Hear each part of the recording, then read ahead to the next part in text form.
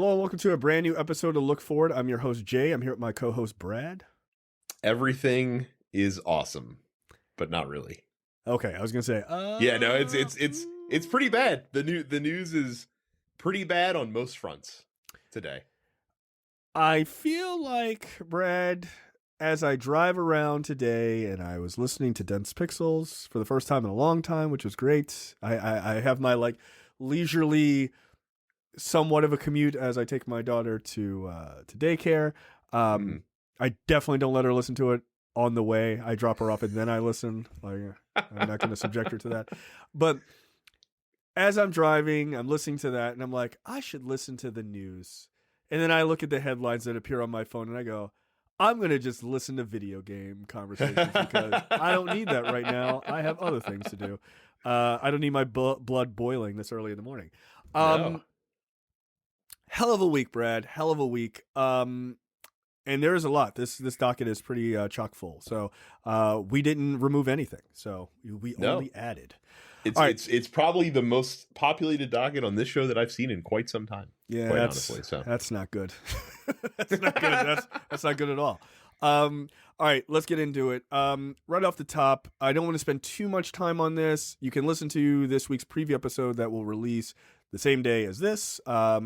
On Thursday, December 2nd, the preview episode for Black on Black Cinema. Micah and I, two black gentlemen, get into this particular topic a lot more in depth. But Ahmaud Arbery's case is now almost over. They found the three good old boys guilty in Georgia.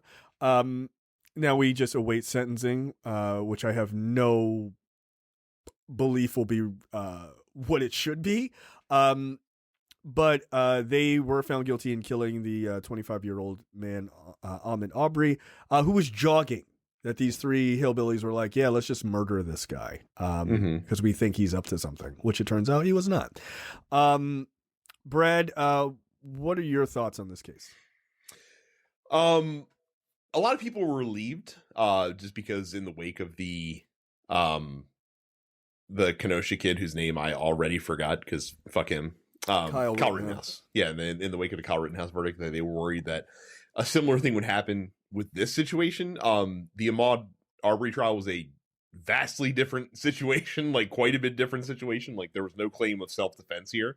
There was no. They didn't even make it. They didn't even make it. No, like the claim they tried to make was that they were making a citizen's arrest without telling him that they were placing him under citizen's arrest, essentially, and they just murdered him. Was also not a good look that their defense attorney in her closing really tried to just dehumanize Ahmaud Arbery like crazily, like insane, like it like really just racially coded language, and it was gross. So I'm glad that they reached the verdict that they did. I know you said that you're not expecting much on sentencing, but even if the sentence is light, like all three men were still convicted of murder, which carries like certain minimum, you would hope jail terms. No, it does. It literally does. Like there are statutes in place. I don't know what it is in Georgia, but like. All right, Brad. Like, yeah. I feel like you're making a mistake in believing in the American justice system. Like, I wouldn't do that. You physically can't ignore like the statute. That's in place. Brad, like if the minimum is 15 years, you have to give them at least 15 years. Brad. I want to agree with you. I do. I also know that the judge in the beginning of this case was like, yo, it's mad weird that the entire jury is white as fuck and there's one black dude on it. That's unacceptable. And then they continued the case. Like they didn't stop and go, okay, this is unacceptable that we have thrown almost every black person off of this fucking jury, which is illegal. And the case proceeded anyway. Look, I hope there's no bullshit. It's Georgia. Like, look, I think Atlanta is like a fucking dope place, man. It's awesome. It's like Black Mecca, but it is in the state of Georgia. The state of Georgia is full of shenanigans. I get that, but one of those shenanigans literally cannot be the judge being like, now I know the minimum sentence for this crime is 15 years, but I'm going to go ahead and just give them one. Like, that's what I think they deserve. It doesn't work that way. Look, Brad, I don't know. I don't know that for sure, and neither do you. And we are hoping that reality and reasonable behavior is true. My biggest thing... Plus one of them was convicted of malice murder, which I'm pretty sure is like murder with a hate crime attached. Like that's the Georgia version it's pretty bad. Of that, I'm assuming. Yeah, so that's like an extra kicker on top of that. Yeah. Yeah, look, I'm hoping that there are no shenanigans. And there likely won't be. But I'm a black man in America, and they just gunned down a fucking black dude for jogging, and it took 74 days for these white boys to be arrested. Well, I think that's the biggest takeaway from the situation is not even that, like what relatively was a slam dunk case got the correct verdict, was that the fact that it almost didn't get charged in the first place. And I'm glad that the former prosecutor is being held accountable as well. She's in jail. She got arrested as well, did she not? Did. Yeah, she did. So that's definitely a positive thing. Hopefully that sends a message to other prosecutors around the country that you can't just ignore this shit or sweep it under the rug or anything like that. It's a little terrifying that if not for someone recording this on a phone, that the killers might not have been brought to justice. Well, that guy who taped it is the third guy. Oh, that I did not realize. I thought it was like a bystander that taped everything happening. Yeah. Like, no, the guy who taped it is like, hey, check this shit out. And they were like, yeah, you getting hit with 3 counts too, buddy. Like, you're a piece of shit too. Like, fuck you. Yeah, it says in the article that we linked,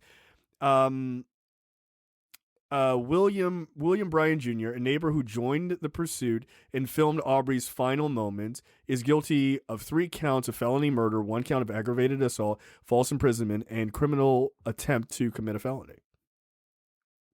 Yeah. So that's good that they threw it at him as well.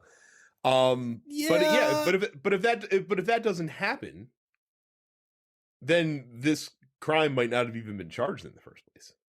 Probably wouldn't have been charged in the first place. It 100% wouldn't have been. Yeah, because if they didn't have, it took not only the video being filmed, but also brought to the light of the public to put pressure on and massive protests. Yeah. Like I think that cannot be understated. There's massive amounts of protests. Now, one of the things that's interesting here is just something that I Googled, Brad. Just saying, just something I Googled here. Georgia law identifies 7 felonies known as the 7 deadly sins that require mandatory minimum sentences, including kidnapping, armed robbery, rape, aggravated child molestation, aggravated sodomy, and aggravated sexual battery. These offenses result in 10 years without possibility of parole. I would just like to point out that murder, not on the list. Not on the list of the 7 deadly sins, which I'm pretty sure murder is definitely one that should be at the top. Murder. But it's not. So it's Georgia. So I slowed down on rolling out the red carpet of justice here because it's still the fucking South. Now, just saying. These judges don't live in a vacuum, right? And like this judge has to have seen the coverage around the Rittenhouse trial and how that judge was being roasted. Well, and this is actually in what you're getting ready. I'm gonna let you finish, like Kanye. I'm gonna let you finish, Brad. But this is exactly the point I made on the preview episode on Black and Black Cinema. That I hope that this case is decided and these guys are sentenced based on reality and based on facts, and not just based on, oh shit, this Rittenhouse thing didn't go well. I don't want to be like that judge, or we can't do 2 of these cases back to back. Black people might get mad, or liberals might get mad. I don't want it to be that. I want those guys to fucking swing because they deserve to swing.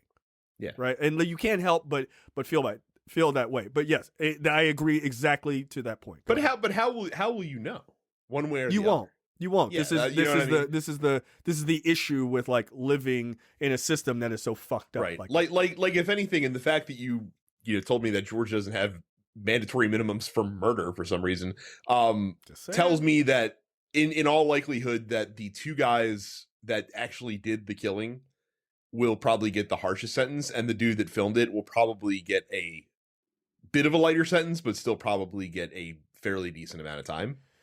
Well, considering. Brad, here's the thing. More details on that.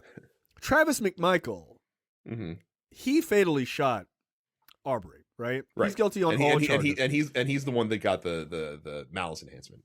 That's correct. In his conviction. Right? He's guilty on all charges: malice, murder, 4 counts of felony murder, 2 counts of aggravated assault, false imprisonment, and criminal attempt to commit a felony. That dude's going to be in prison for the rest of his life. Yeah, no. The chance of that guy not getting multiple life sentences should be 0. It's Georgia, so maybe 5 years. I don't know. We'll see. Again, the fact that they have a whole thing about like the 7 deadly sins and murder is not the first one is crazy to me. His father, Gregory McMichael, who rode armed in the bed of a pickup truck, which is like the most fucking hillbilly shit I've ever heard, as his son pursued Arbery, is not guilty of malice murder, but guilty on the other 8 charges. So I'm not sure that he's going to get the same amount of time as his son, or even close, because he's also an older guy, right? So they're going to be like, well, but he's going to be dead soon. I'd be like, that's cool. Still give him 300 years. That is as far as I believe. I don't to paraphrase My Blue Heaven, I don't believe in sentencing. I believe in over sentencing. No. And everybody should watch that movie. It's great. I think Travis McMichael is going to get the fucking book thrown at him. Don't be surprised if they go light on his dad for being older, which is bullshit. And then this other guy, William Bryan, I wouldn't be shocked if they were like 10 years for him. He should go to prison for fucking ever, because again, he was a part of this shit. Right? You want to ride with these guys and give color commentary and killing an innocent man? Cool. That's great. Then you go to fucking prison. I don't know. Looking at the picture, let's assume he's in his 40s or whatever. That's cool. Fuck it, bro. You get to go to jail for 40, 50 years. I don't give a fuck. I'd be like, how old are you? Oh, I'm 40 years old. What's the life expectancy? Maybe 75 if I'm doing well. 80. Yeah, all right. 5 more years on top of that. Fuck you. I want to make sure you die in prison. You never see the light of day. That's it. Done. We're done here. So, I don't know what's going to happen to these guys. I would argue the only one I think you can speak pretty definitively on is Travis McMichael, the guy who actually killed him. He's probably going to do serious time. But again, they gave the guy who sexually assaulted, and I'm not saying that he shouldn't have gotten this time, or I'm comparing them. I'm just talking about over sentencing, which I'm a huge fan of, by the way. They gave the guy who sexually assaulted those gymnasts 300 years in prison. Yeah. Do that. Do that. That guy definitely deserved that time, and so do these guys. Do that. I mean, that's what I want. It's not the same situation, because he got 300 years because he had so many counts of. I don't give a shit. This is one act. No, that's fine. With multiple I don't give a charges shit attached to it. So I don't give a shit. He's like 9 charges, dude. I'd be like, fine, give this guy 50 years for every one of them. I don't give a fuck. Fuck him. It needs to be a thing where when people go, hey, remember that Ahmaud Arbery thing? Yeah, I remember when that guy got 5,000 years in prison. That shit was fucking crazy. Make it count. But in all honesty, and I don't mean to ask a question that's going to be a fucking sobering question. Is that really going to deter the next fucking gang of hillbillies from rounding up a black dude that they see at some point? No, not at all. They don't care. No, it doesn't. It doesn't. Look. Yeah. The problem is there is no justice for Arbery. There's not. He's already gone. So there's no amount of whatever is going to change the fact that he's dead and that he was murdered for no fucking reason. But the best we can do is to ruin these pieces of shit lives. No doubt. Yeah. Break rocks. Just break rocks all day until the day you drop dead. Seriously. And if they're having a heart issue, oh, my dad's heart don't work. Cool. We're going to bring in the best physicians we can to save his life. Good, you feeling good? Oh, I'm feeling great. Thanks, Doc. Now get out there and break rocks again. Fuck you, dude. Until your heart explodes in your chest. You should fucking work and break rocks. Nothing constructive. You don't get to press license plates. You don't get to do anything. Here's a big rock. Make it smaller rocks. That's it. I should be a judge. I feel like I should be a judge. I was pondering the question. I mean, can you you're run for a judge? Can you run for a local judgeship without having a law degree? I feel like you should be able to. I mean, you're no less qualified than Louis Gohmert, and he was a judge. So, big facts. Excuse me, future Attorney General for the state of Texas, Louis Gohmert. I think when you're AG, you get to be Louis. So. Yes, Louis K. Gohmert. The K stands for 3 Ks. It's a Colin Jost joke. It's fucking hilarious. He used that on Steve Bannon, which is really funny. Like, it's just really, really good. Look, fuck these guys. Break rocks all day to the day you die, man. Absolutely. Speaking of breaking rocks to the day you die, I would also be okay with Brad's girlfriend breaking rocks to the day she dies. Boy, did she step in it this week? Are you ready to pull? Ready to pull back? I feel like I feel like I jinxed it because no, Brad says he's not ready. Ever since I claimed, that I could change her on this very show many months ago. She has done everything possible to prove that, in fact, no, she will be tamed by no man. She will be tamed by no lib. No lib. Oh no, you fucked up. Declare. See, you got to follow my lead, Brad. You go for someone like Tintaros, who immediately is out of the limelight, can't say anything, and is dating Dave Navarro. It's the worst thing she could do. So good. She's the conservative person I would sleep with that I feel mildly embarrassed about. It's my brain is not political. And by brain, I mean my penis. Anyway, she's very attractive. Not to disrespect her, I don't mean to, because she did get sexually harassed at Fox News, which is not cool. What woman didn't? I feel like at this point in the game, like if you're working there, you know what you're signing up for. Yeah, Andrea Tantaros, like, what are you doing? Like, they made you wear short skirts on TV. What did you think was happening? Yeah, it's not her fault. It's not her fault. And nobody needs to be treated like that. But, politically, fuck her. She's a miserable piece of shit. Like, she is. She has great legs, but she's still a miserable piece of shit. So, speaking of human blow-up doll, Lauren Boebert, she was at some sort of conservative event, and she decided that she was going to make up a story. Because it's made up, because conservatives make up stories, because most of them are fucking cowards. And by conservatives, I mean like racists. I don't mean just like general conservatives. I mean actual racists. She makes up a story about Ilhan Omar, where she let me read, because I'm not going to play the audio. But let me read what she said at this meeting. I don't know, it's like a Klan meeting or something. She says, quote, "So the other night on the House floor was not my first jihad squad moment." Wow. Classy. I was getting into an elevator with one of my staffers, and he and I were leaving the Capitol. We're going back to my office, and we get into the elevator, and I see a Capitol police officer running, hurried to the elevator. I see fret all over his face, and he's reaching. The door's shutting. I cannot open it. What's happening? I look to my left, and there she is, Ilhan Omar. And I said, well, she doesn't have a backpack. We should be fine. So we only had one floor to go, and I say, do I say it or do I not? And I look over and I say, quote, "Look, the Jihad Squad decided to show up to work today. Don't worry, it's just her staffers on Twitter that talk for her. She's not that tough in person." This is what she said to a Capitol Police officer. Right. Allegedly. Allegedly. Just sprinkle allegedly again, down. Like, bullshit you did. I feel like if she had said to Ilhan Omar's face, "Oh, look, she doesn't have a backpack, we'll be fine," I'm pretty sure that Ilhan Omar would have smacked the shit out of her. If that feels very correct.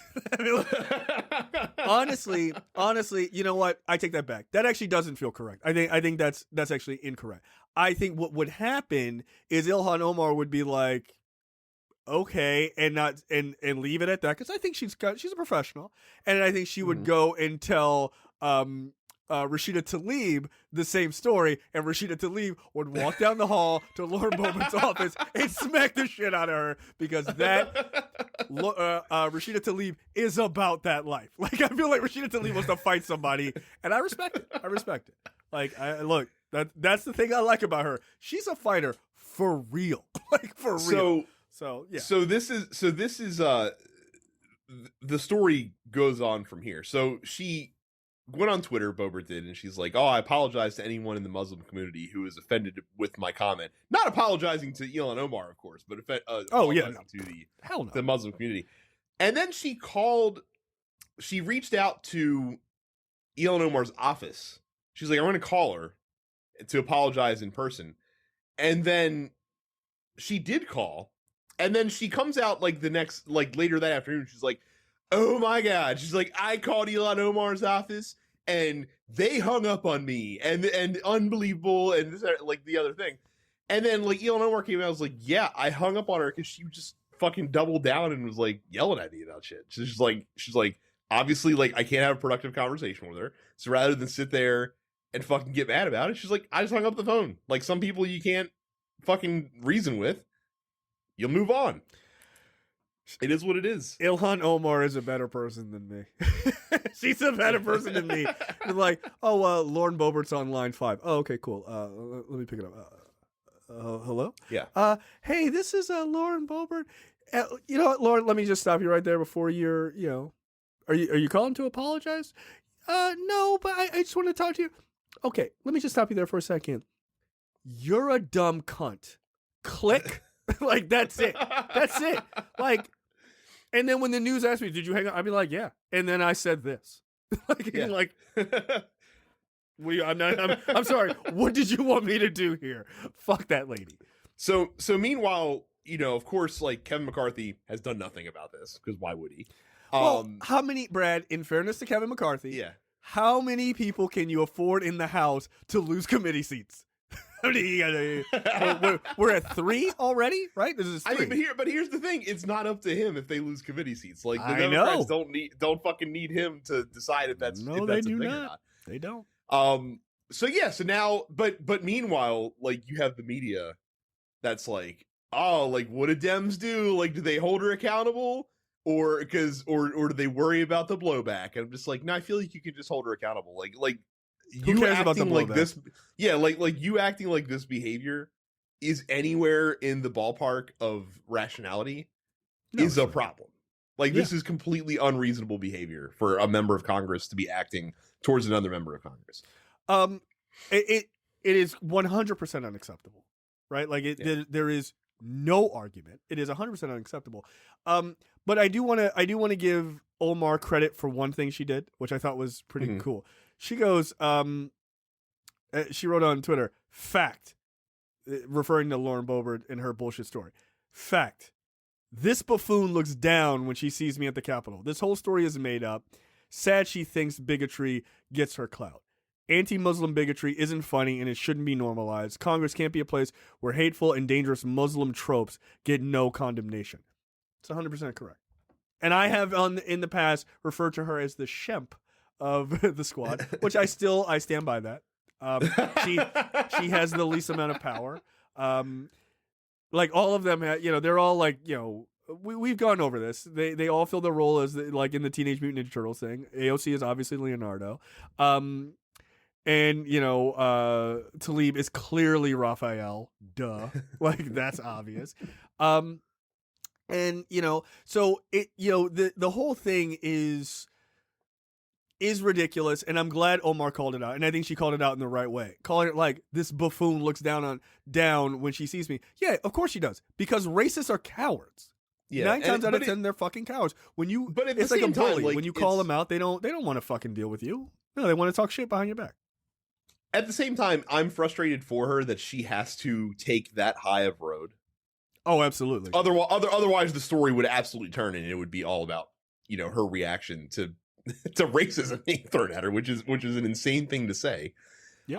But it's true. Like if she even gets down into and gets an ounce of dirt on her in this situation, like the coverage turns on a dime immediately. Yeah, and all of a sudden, like it's it's somehow justified. So which is batshit crazy to me. Look, there's another member of Congress that we're going to talk about later in the show. That also had an equally insane week for very different reasons. But again, like these people that were elected, the people in their district that voted them in, I fucking hope you're proud. I hope you're proud of how you're being represented. Yeah. In our nation's house. I sure wouldn't be if I lived there. Even if I had voted for him, like I'd look at that and be like, "Wow, like this is pretty fucking juvenile." I have made a grave mistake. I mean, for fuck's sake, like Denver local news is out here condemning Lauren Boebert like crazy, like she's a fucking child. Like, why is this person representing us in Congress? This is insane. And surely we can do better than this. And yeah, you probably can. From Rifle? I'm not sure you can. You don't have to be from Rifle. That district's bigger than just Rifle, Colorado, which I'm sure is a tiny fucking town. So yeah, but they got like Shooters or whatever the fucking her shitty restaurant is. It's like Hooters but with guns. This is how dumb these people are. Imagine tits, but if the tits were guns, people are like, "Oh, I like that place." What the chicken wings like? Like, oh my god, you fucking come on, dude. Yeah, you know what I like? Women walking around with fucking handguns on their waist as they're feeding me mediocre food for $20. Oh, is the chicken quesadilla really good here? Oh, that's great. Thanks. Fuck off. No thanks. They say it's the best in Rifle, Colorado. It definitely is. It definitely is. It definitely is. And this is Lauren Boebert. She owns the place. And here's her husband who shows his penis to little girls. Like, fuck. That's true, by the way. That's a true fucking story. Oh, I know. That's a true story. I think that comes for free with your meals. Is Lauren Boebert's husband comes out and flashes you at the table. Hey, check this out. Seen this? Check this out. You want a little Play-Doh snake with your fucking quesadilla? Here you go, ladies. And I believe I know hot dogs aren't on the menu, but we give it to you for free here at Shooters. Woo! Sir, that's a little smoky. If you could just put that away, that'd be great. Get the fuck out of here. All right, let's get sadly serious because I'm going to yell like a lot about this next story. Supreme Court top U.S. judges signal support for abortion limits. This is a BBC article, which I actually enjoy because it's from an outsider's perspective, which I think is important here. U.S. Supreme Court appears poised to accept a Mississippi law that would bar abortions after 15 weeks of pregnancy, even in cases of rape or incest.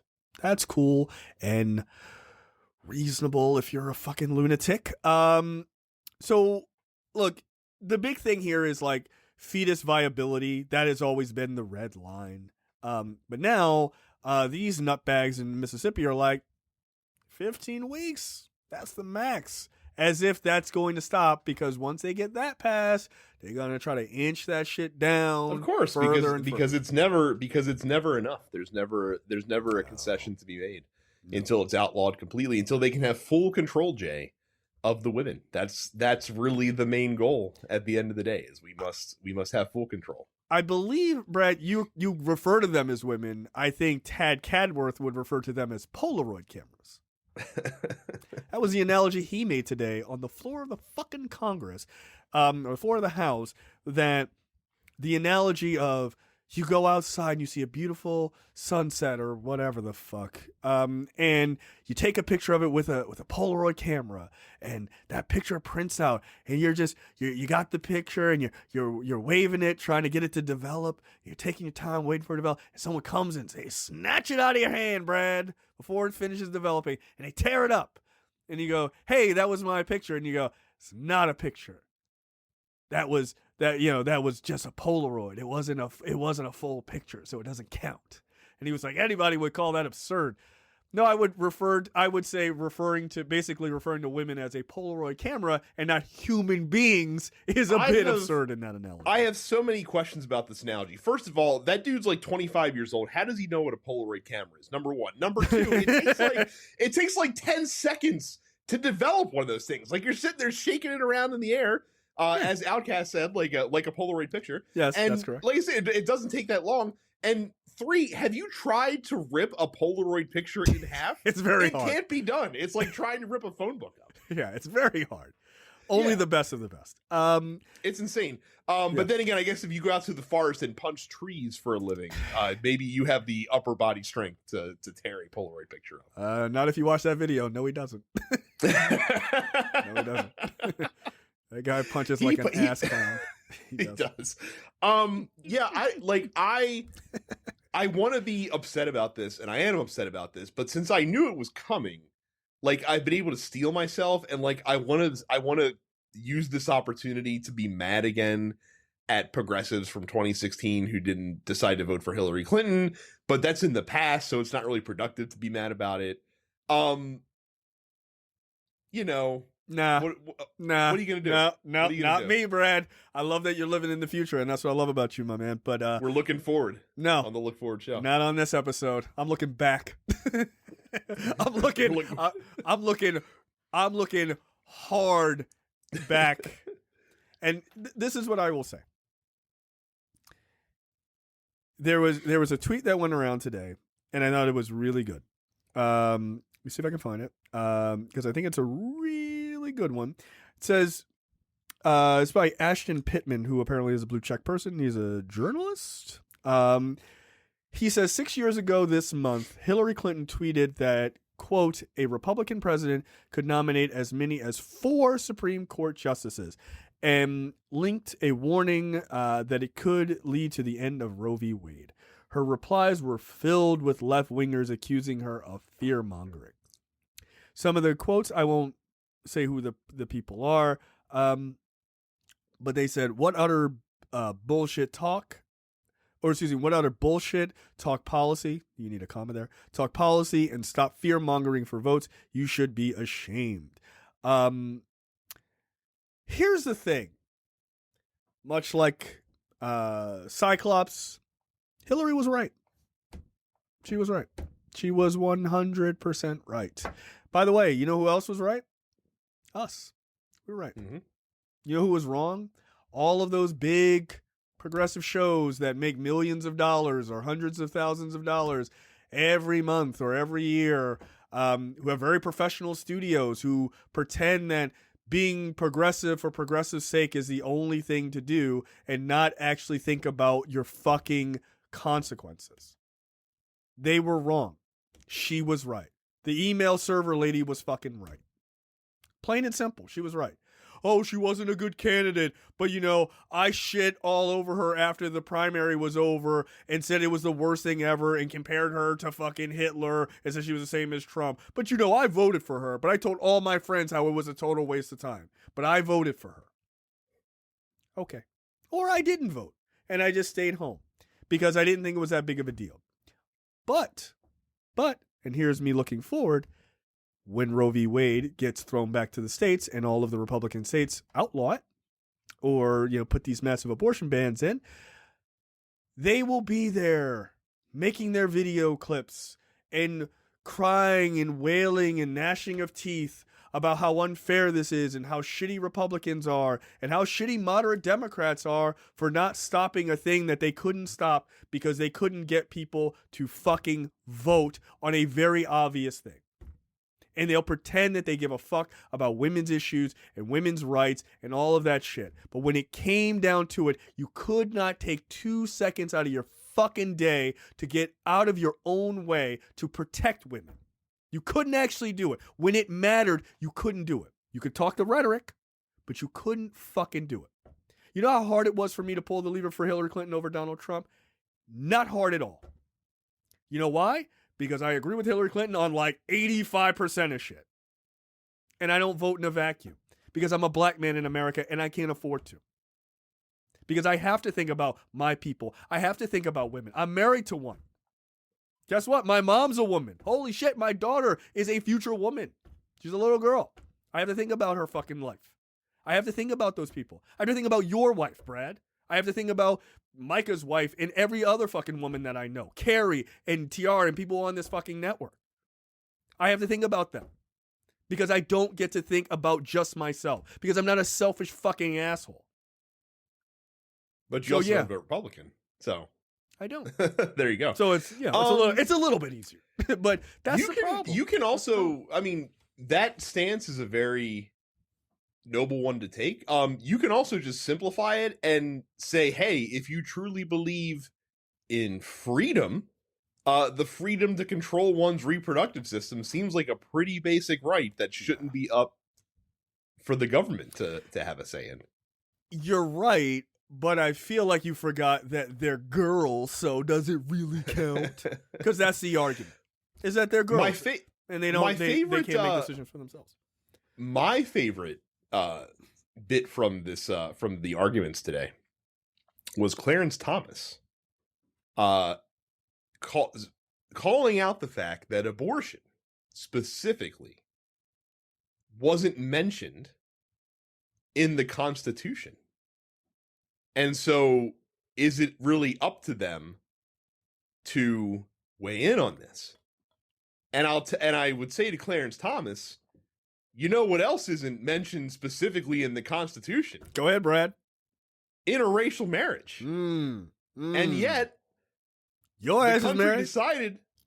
And yet the country decided at some point, I don't think we should ban marriages on the basis of the race of the people involved. And thanks to that forward-thinking decision, Clarence Thomas was able to get into an interracial marriage, which he would not have been able to do like 30 years prior to him getting married, or however long it was, because it was illegal.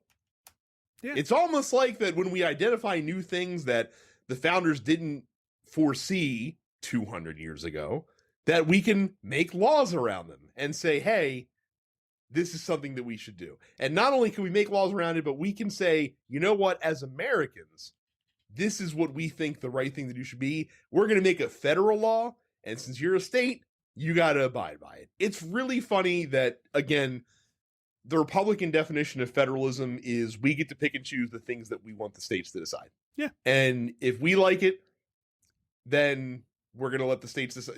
We're going to invoke it federally. And if we don't like it, then we're going to let the states decide it. Yeah. It's federalism, like, maybe. Yeah. You're damned if you do, damned if you don't, type of thing. And it's just, they don't, I hate having to say this, but it's so fucking true, because it seems so silly because they use this term all the time. But I'm a huge fan of throwing people's ideologies back in their face when they're being hypocrites. They don't actually believe in freedom. No, they don't. They never have. This is a party that supports banning people from this country based on just like on whims. Not based on like, hey, there's a virus breaking out. Like, not like based on scientific shit. Like, right, there was like, clearly a short-term ban is being put on some travel from parts of Africa because of, the new Unicron Transformer virus. I don't know. I don't read the news. It does. Omicron sounds like a fucking Transformer. Like, get out of here. I mean, it actually does. Like, it does. I mean, you're not wrong. You're not like, wrong. don't put cron at the end of any name. It's like, yeah, who made this? It was made in a lab by Optimus and fucking Storm, I don't know, like Starscreech or something, whatever. So like, or Starscream, excuse me. Like, as nerds are like flipping out. Relax, Demetrius. He's a huge Transformers fan. So like, all of that being said, those kind of things you understand, but like, they just ban shit like, oh, we don't want Muslims to come here because evil. Like, you don't believe in freedom, dude. Freedom for people to have reproductive rights. We don't really believe in that shit. Like, those are girls. Like, get the fuck out of here. Oh, you want freedom to vote? What color are you?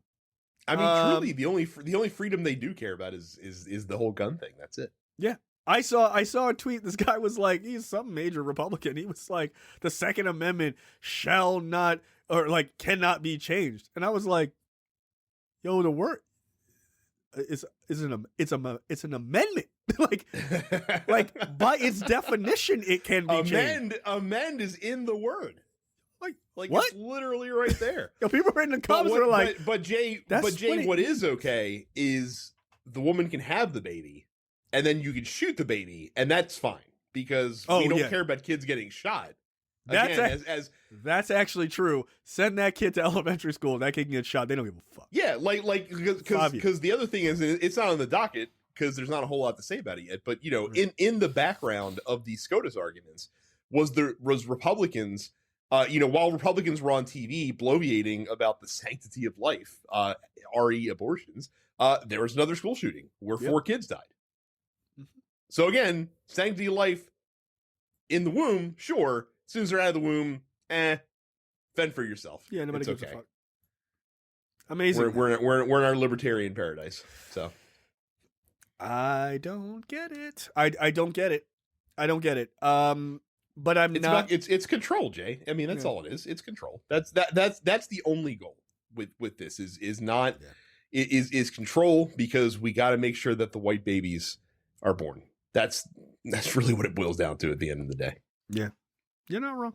Yeah. I mean you can really just simplify it to that extent.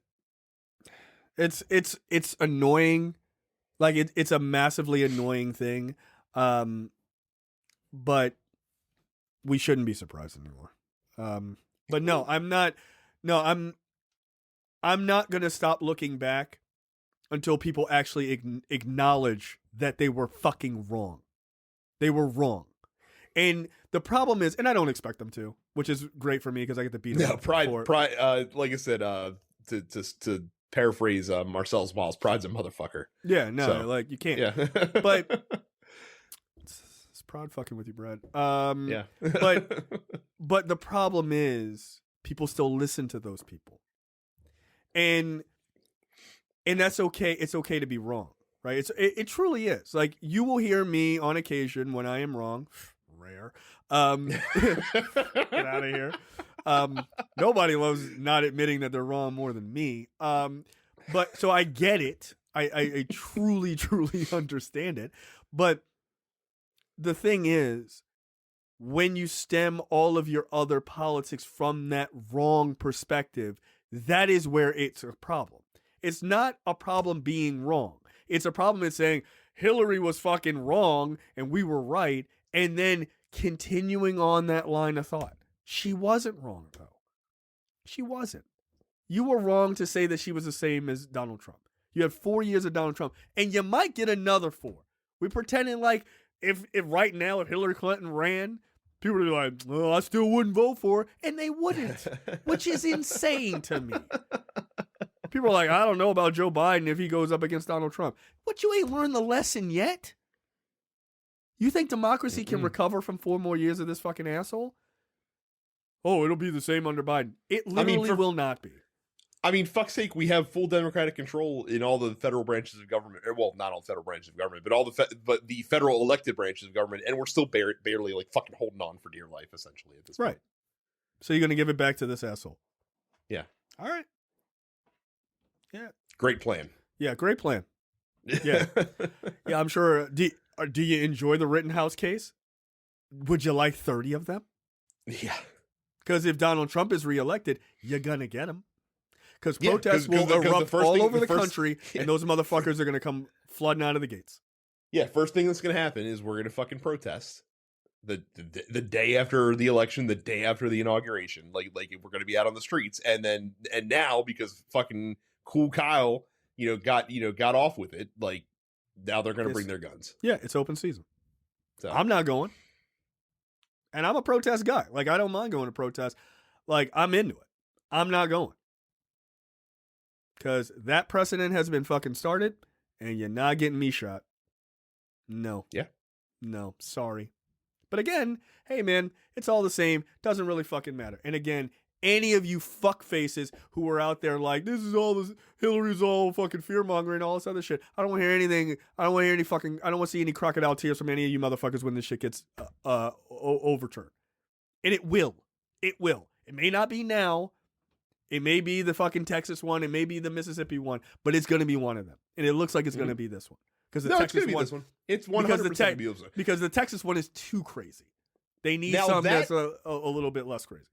Now, you know me. I am Mr. Silver Linings on this show. I will find the best outcome possible from these terrible situations. The one silver lining, if Roe gets overturned, is that we're not going to hear about it until next June. And that is only a couple of months before the midterm elections. And if you want to energize Democrats to get out there and vote, announce this shit when it's still fresh in our minds before the midterms. So we got that going for us, at least. And imagine, if you will, Jay, once the term ends for the Supreme Court and all of the decisions are announced in the summer, which they always are, that Stephen Breyer's like, all right, I'm done. I'm leaving. And now the stake is, if we can win the Senate, we get to appoint a black female Supreme Court justice for the first time ever. Look, I hear you. Yeah. I hear you.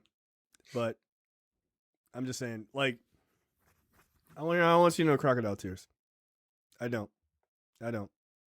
This is your fucking fault. It is. If you didn't vote, or you said that Hillary Clinton was going to, because, the idea that voting is enough is bullshit. That's false. Disenfranchisement also comes from you talking shit about how terrible this decision is. You have to make, it's the worst. That's also disenfranchising to other people who go, oh, well, this is the worst. Why the fuck would I vote then? Mm-hmm. So, no. I don't want to see any crocodile tears from you fucking assholes. I don't. Fuck you. All right. Let's move on to something fun, Brad. See, you say fun. And I say, so child it's murder? not on the docket. Child murder? Well, no. So it's not on the docket. But I have to get it in there. Dude. Oh, that's right. You. Go. Yeah, go, Dude, go, I go. told you. Please, yes.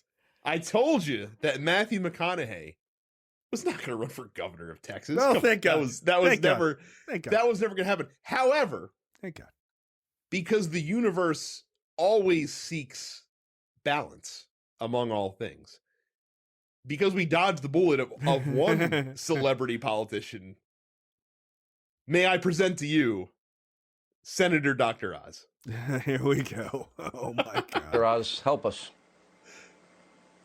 Well, first, we need our mojo back. Let's start with things that are really critical to the nation where we think we might be able to open without getting into a lot of trouble. I tell you, schools are a very appetizing opportunity. I just saw a nice piece in The Lancet arguing that the opening of schools may only cost us 2 to 3% in terms of total mortality. And, that's any life is a life lost. But to get every child back into a school where they're safely being educated, being fed, and making the most out of their lives with a theoretical risk in the backside, it might be a trade-off some folks would consider. We need to get industry back, supply lines. I mean, things that we can do without putting the nation at risk. What? I have to remind everyone. Oh, my bet. That going into the so this is an old clip. This isn't recent. Like this was an old one, but it's the best one. It's definitely the best. It's the best one. I have to remind you that we had, when the pandemic started, people like Republicans were just like, if we lose 2 to 3, like they were like the Johnsons in Die Hard when like they were getting ready to fly in on the gunship. Yes. And they're like, how many casualties do you think we'll have? Well, like 20% tops. They're like, I can live with that. Like, that's like every Republican in the country when COVID first kicked off is like, they're like, like worst case scenario, we lose like 3% of Americans. And again, 3% doesn't sound like a lot, but statistics don't exist in a vacuum. 3% of the country is like 12 million people. Well, Brad, one could make an argument that that's a lot of people. So one could make. Incidentally, there are roughly about 77 million school-age children in the United States. 3% would be 2.3 million kids that Dr. Oz is like, I'm okay with. Yeah, I'm write 'em okay off. with losing Write 2 'em off. million Let's kids. murder these children. Oh my Like- God. And again, he's a doctor. He has knowledge of medicine. That's insane. 2 million kids? Oh, well, by the way, 0.000000001% is too many if it's your fucking kid. Yeah. That's the your kids first, Mehmet. Right. I Oh, hope it's they're just front of the line, just buddy. write off 2 to 3% of kids. Oh, is your kid included in that? Well, I mean, not my kid. I mean, maybe these poor kids. Like, fuck, get out of here. I love that you don't even have to guess what party he would run in by watching that clip. Well, I mean, it's on Hannity, so I mean, that's kind Right, of giving. but if he giving away wasn't the on, game if he in the was first right, place. it's kind of giving up the ghost. But like, if Hannity's giant fucking football size head wasn't in the screen next to him, like, all you would have to do is say like, what are your feelings on this? And then he would say that, you'd be like, oh, so you're running as a Republican. Right? Like, no Democrat would ever say that. Just give up. What 2 to 3%? You know, that's like 2 million kids, right? Like, that's a lot of, those are like human beings. Cut back to the last conversation we had about abortion. And these guys are they are statistics, Jay. They are Right. statistics. When they're out of the womb, they're a statistic. When they're in the womb, person. Yeah, it's funny that.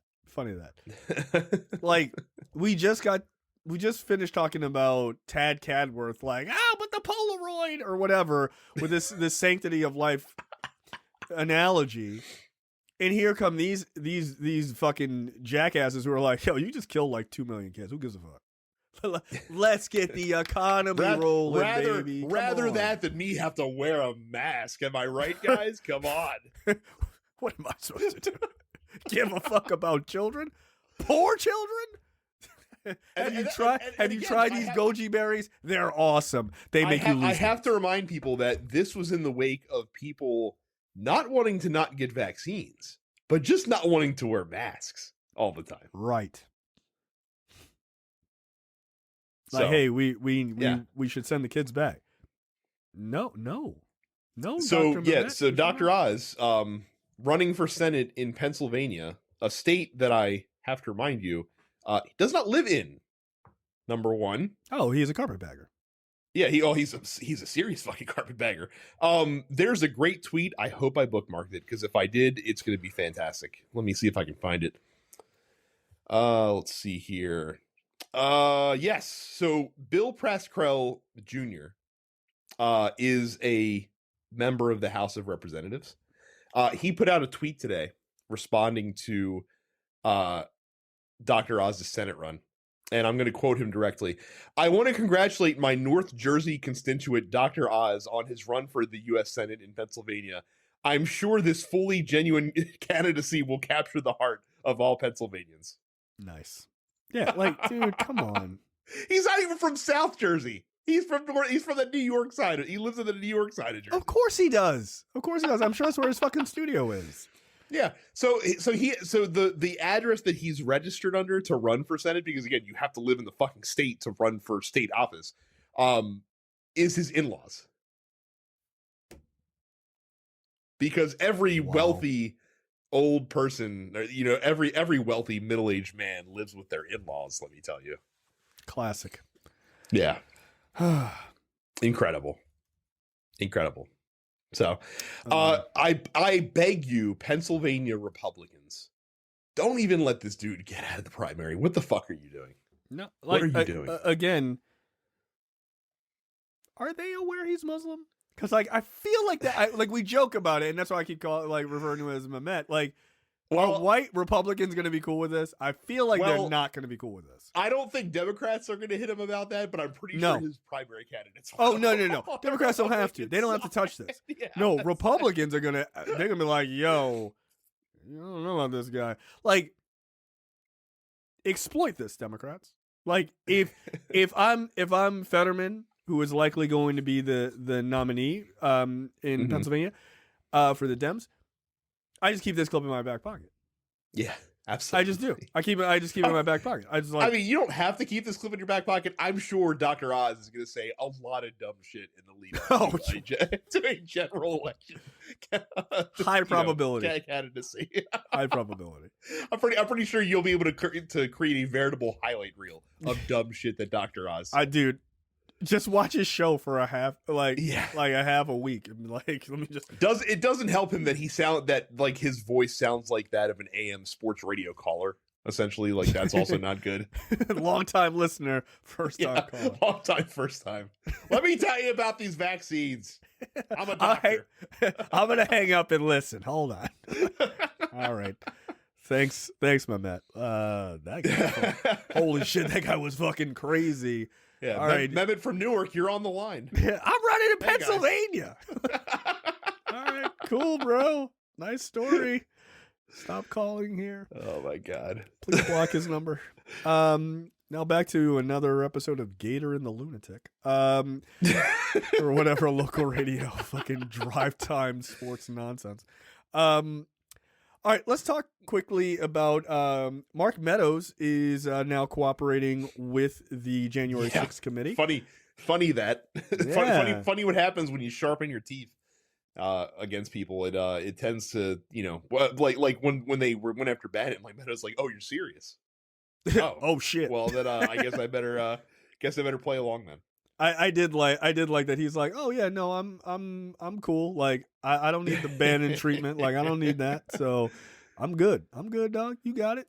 So yeah, I like that. So yeah, Mark Meadows is like, nah. It's cool. I'm just gonna go ahead and cooperate.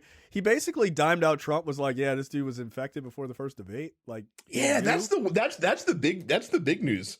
Yeah. From today is that he, like, according to Mark Meadows, which Trump has denied, of course he did. According to Mark Meadows, Trump knew he was positive with COVID before the debate with Biden.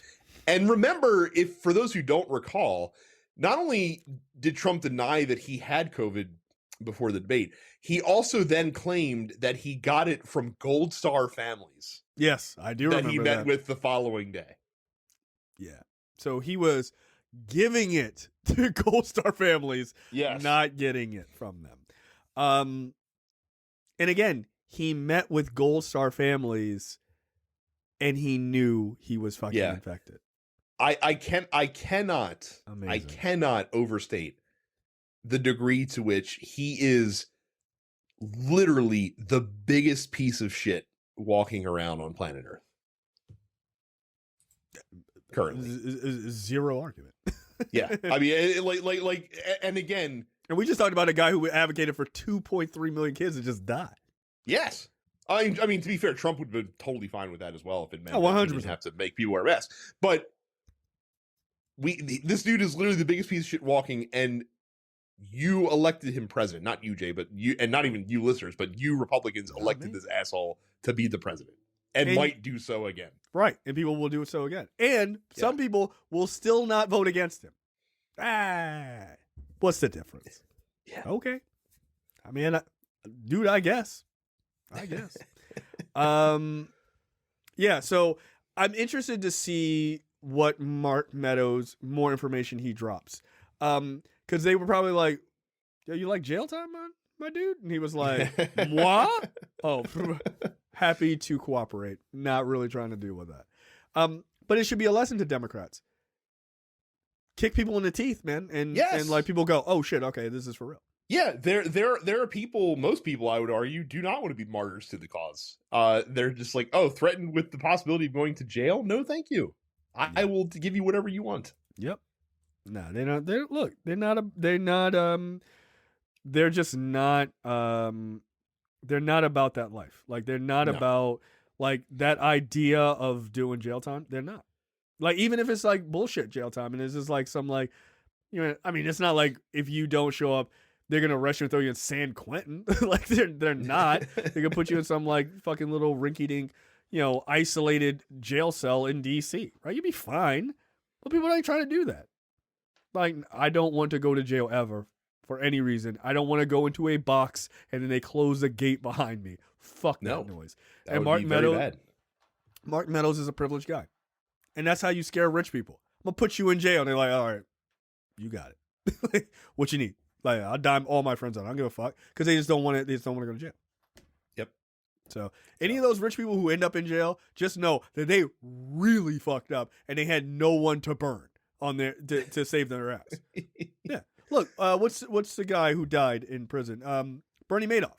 You know why he's in jail? Because he fucked over rich people and he had no rich people to fucking help him. When they were like, "You going to jail?" all the rich people were like, "Bye." He had nobody to lean on. That's why he went to jail. So yeah, that's scary to them. And what happened to him? He died in prison. Oops. Oh well. Good. I mean, I don't give a shit. All right, next up, Nancy Mace. Oh boy, did she step in it. Which I thoroughly enjoyed. This is great. So Nancy Mace went on Fox News. And this is where she made all the noise. Right? She is right. She's a Republican from South Carolina. And she went on there and I didn't realize she had originally made headlines for her bizarre anti-transgender campaign ads, but that makes sense. I mean, how do you think she made it in? I mean, got to go with something. And I love Marjorie Taylor Greene doesn't like her now. Like, I thought you were a real piece of shit like the rest of us. How dare you? Wing ding diddly dee. That's my Marjorie Taylor Greene impression. I also use performance enhancing drugs. See, there it is. Complete. She's on peds, guys. It's super fucking obvious. So she has a Cro-Magnon head. Anyway, Nancy Mace. She does. Like, you're not wrong, dude. I'm not making this up. I'm not disputing this. I'm just laughing. I'm laughing with you. Yes. She fucking does. She's on drugs. She's not even that shredded. Come on. What's the point? So Nancy Mace went on Fox News and she's like, "Hey guys, don't worry about the vaccine. It's better. It's 27 times better." I think she said some like bullshit statistic. She's like, it's 27 times better to have natural immunity. So just get out there and, lick doorknobs and shit to get COVID and then you'll be fine. By the way, if you survive or you don't have long-term COVID, you'll be fine. Everything's okay. Incidentally, fucking Unicron's coming and they're like, "Yo, if you had COVID before, like that shit don't stop you from getting this." Go play Russian roulette with your health. Like nothing could possibly go wrong. Like Republicans talk as if we have a good healthcare system. like that's what's wild. Like, just look, trust your immune system, and if it doesn't work, we'll take care of you. It's like, this isn't Sweden. What the hell are you talking about, lady? Are you out of your mind? This is America. I'm fucked. If shit goes wrong, I'm fucked, even if I have insurance. Okay, that's the end of the free portion for this week's episode of Look Forward. Make sure you go to lookforwardshow.com/premium. Sign up for premium content. It's only $5 a month or $50 for the full year.